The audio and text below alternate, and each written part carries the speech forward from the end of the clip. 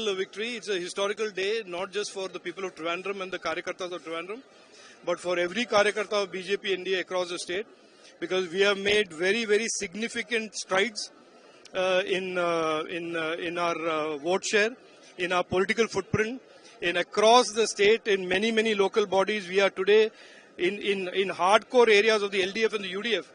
BJP and the NDA have made gains, and those gains are not short-term gains; those are permanent gains. And I think this will stand in good stead for the coming assembly election, because this assembly election, this local body election, has certainly established one thing, that the left is out of the picture. That the LDF is something that the BJP, the people of Kerala don't want anymore. It is a certain clear message, and that now the option is between the NDA and the UDF in the coming assembly election.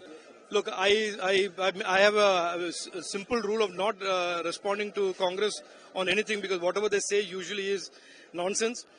This is a fight. We had a fight. We were the first ones and the ones consistently to attack the LDA for their corruption and for their malgovernance. The Congress is the one who was in the India alliance in 27 states and 8 union territories with the CPM. So the Congress should not try and mislead the people of Kerala into believing something other than the truth. That if any party today is doing any cross-voting with anybody, it is the Congress with the CPM. And if you want an example of that, take a look at Kodungalur results, where Congress, which used to get 200, 300 votes per booth, have been reduced to 25 votes per booth, because they have transferred the entire votes to the LDF. So the Congress better not open their mouth, because a lot of embarrassing truths will come out otherwise. I am happy for the CPM to mock me. I'm happy for the Congress to mock me.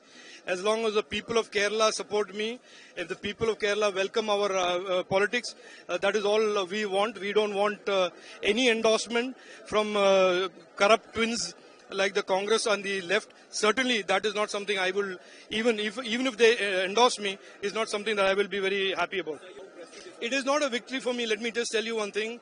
This is a party that has tremendously hardworking, committed, sincere cadre and Karyakartas who have all worked for the last 6 months very, very diligently, very sincerely with this vision of Prime Minister of Vikasita Kerala.